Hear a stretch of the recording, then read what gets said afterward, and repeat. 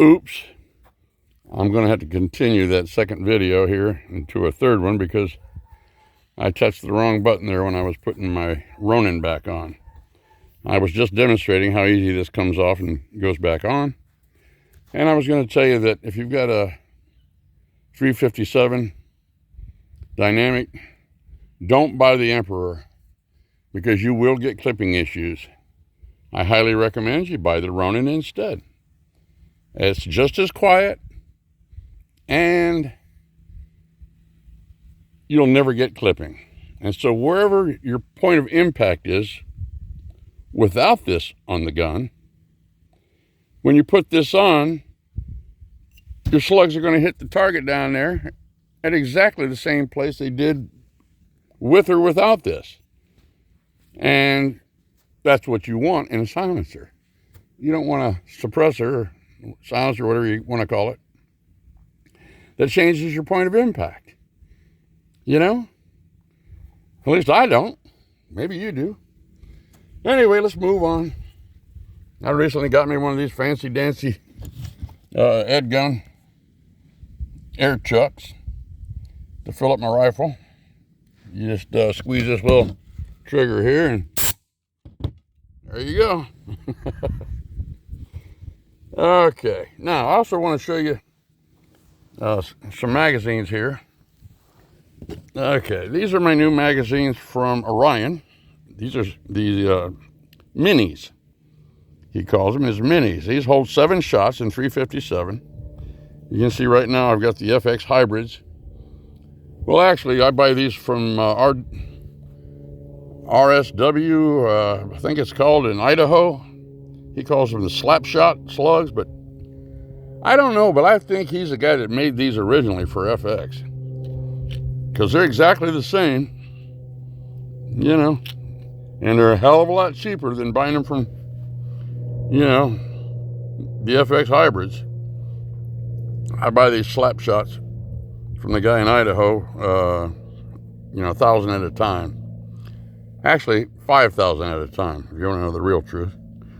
So I recently ordered 4 of these little minis from Orion, just for shits and giggles. And they will hold, these little ones will hold the same length of slugs as these large magazines from Orion that hold 11 rounds. Okay, I'll show you something here. With these Orion magazines, those are 68 grain slugs in there, hybrid slugs, and look at the room you've got left. So let me show you. And it's the same with these minis. It's the same depth, same amount of room. So with these minis, I've got this particular one loaded with some 122 grain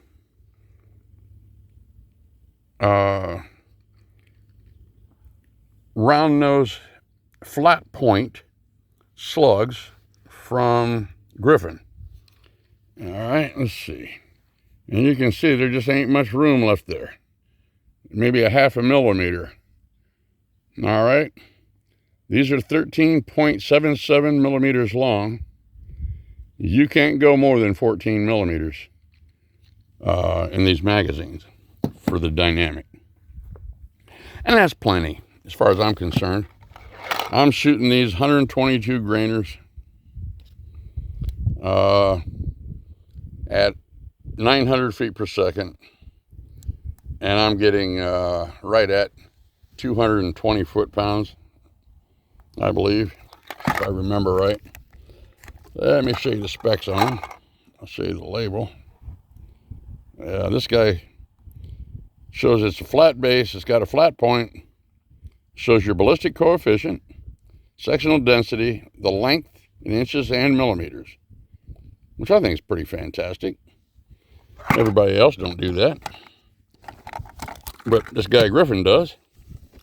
And I'll show you the slugs. He sends them to you in these cool little tins, which I think is neat. Let me show you one of these slugs. All right, you can see the flat base, and you can see it's got sort of a round nose there. I hope this is focusing. And a flat point. For hunting, these flat points penetrate big time. And they'll punch right through. And I'm going to tell you something. If you're hunting with air gun slugs, try the flat points. I think you'll like the results better than most of these hollow points that don't expand at all. The only ones I ever found that expand the way I wanted them to are these hybrids that basically explode when they hit.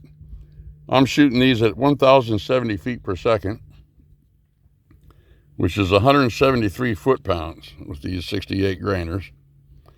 And when they hit, you should see what they do to a milk jug filled with water. I mean, it pretty much just disintegrates it and leaves a couple little pieces of shrapnel in the bottom. All right, so highly recommend that you buy some of these Orion magazines, which he ain't paying me to say this. It's just, I love this guy. I love the way he makes things. I love the way he responds to criticism. Here, last summer, I was out here shooting, out here by the lake, as you can see, and I had these black 11-shot magazines laying out here on the table, and they got to where they wouldn't function. And you can see the plastic around this edge here, where my thumb is, you can see how thin that is. And the problem with that plastic is, there you can see it in the light, how thin it is.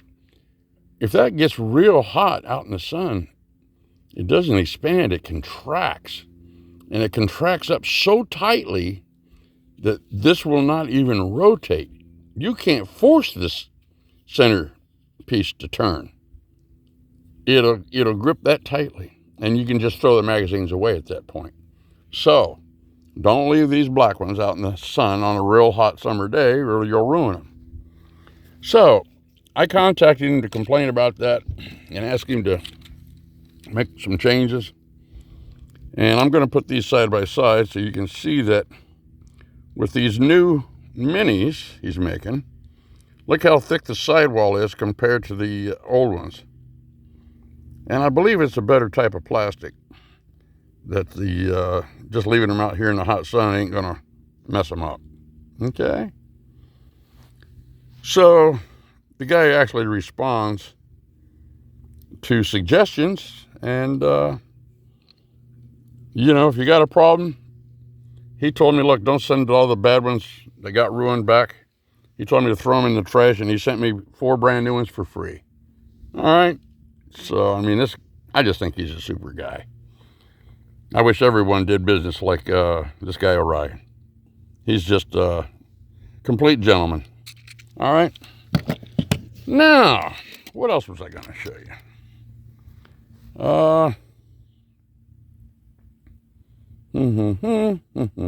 Oh, last thing I was going to explain for some of you new guys, and maybe some of you other guys have been around a while. There's a lot of videos about how to tune an FX Impact or one of these Dynamics or Panteras. The Dynamic and Pantera is basically the same block. Same thing with just slightly different air tanks. All right. So, I've got the 26 grain titanium hammer weight I installed in this gun.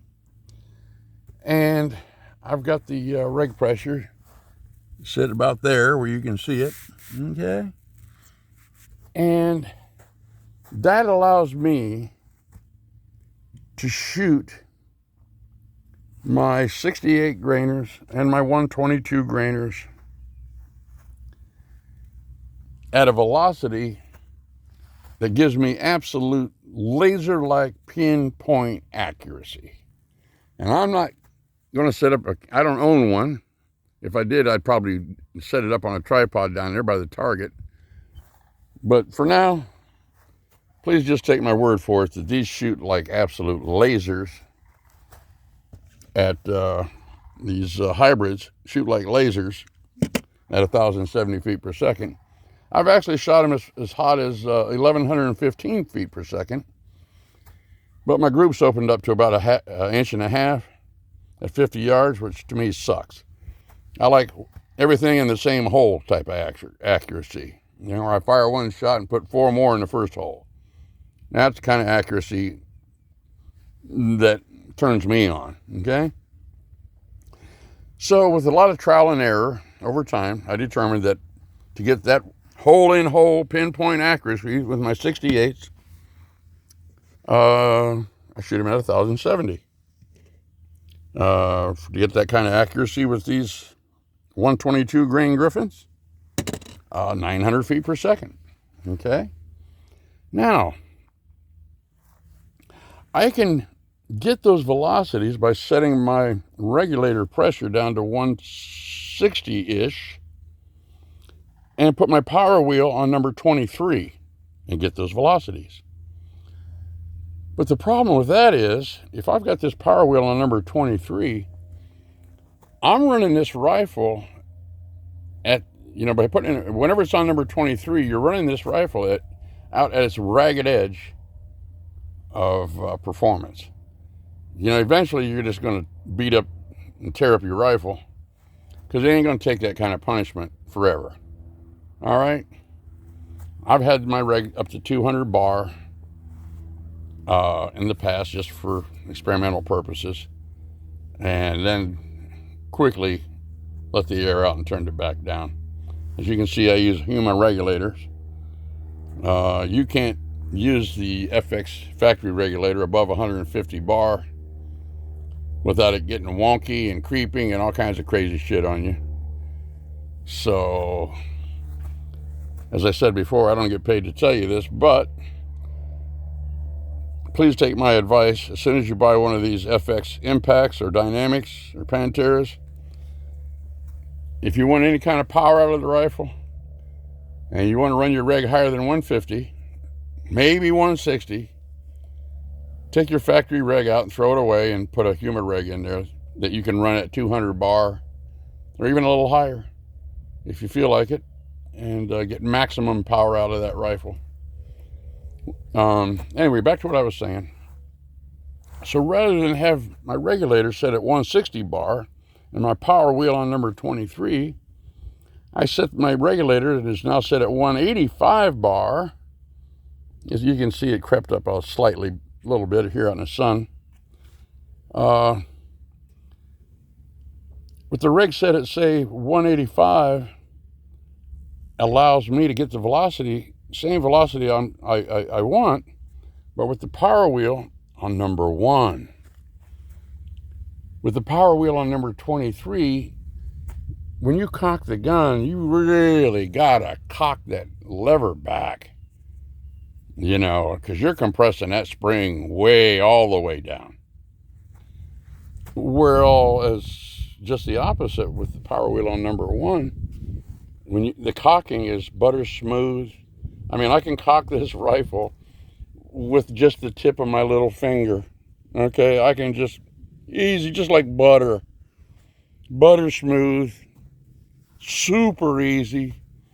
And by shooting this gun on number 1 instead of number 23, I'm not beating up the gun. It'll last 100 years shooting it on number 1. All right, so you're not stressing out the entire system. I use a 58 millimeter hammer spring. You can buy higher power hammer springs from Huma. Many years ago, as one of the things that designs or ideas I gave Huma, I asked them to order some FX Impact springs in longer lengths. They Impact comes with a 56 millimeter spring, and so does this Dynamic. And so Huma went ahead and took my advice, and they ordered some springs from their spring manufacturer, and initially sent me some about 3 inches long. And I tried all different lengths through trial and error until I determined that 60 millimeter length is where you're going to get the most extreme power out of your rifle at high reg settings, but it puts a lot of stress on the system. So I reduced the length to 58 millimeters with a higher reg pressure and a lower power wheel setting. Let's see, on number 1, you can see where it's set there. All right, and like I told you, at this configuration, this rifle cocks and shoots like nothing. You know, it doesn't even feel it when you trigger off a shot. Okay. So, other than that, I've just got a aftermarket pistol grip on there, which fits my big hands a little better than the factory one, which is a little too skinny for me. And, let's see. I think I've already talked about my Ronin suppressor. And several times I think I've explained how it's far superior to the Emperor, which is going to cause you clipping on the 700 millimeter barrel. I don't know about the 600 or 500 millimeter barrel, but I know on the 700 it will clip. I've been through 2 of them, and I ruined 2 of them. And just shot the shit out of the inside of them. And I would keep taking it apart and rotating it, and then it'd start clipping again. And I mean, finally I threw them in the trash and got a Ronin and never looked back. That Ronin will hit with or without that Ronin suppressor, this rifle will hit the same exact point of impact. There's no point of impact change when I put this on here. And it's every bit as quiet as the Emperor. You can just take my damn word for that if you want to. If not, I could care less, really. I'm trying to help you here, not trying to fool you. So, that's my baby. I can hear my friend Joe up in Wisconsin. Right now, I can hear him telling me, don't touch it. Leave it alone.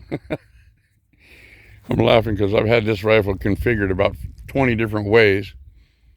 And each time I would change the configuration, I would swear I'm going to leave it like that. But I've never been able to. I'm just an itinerant tinkerer. I can't help myself. And the next time you see it, it may have my little 300cc bottle on the front or something. I don't know.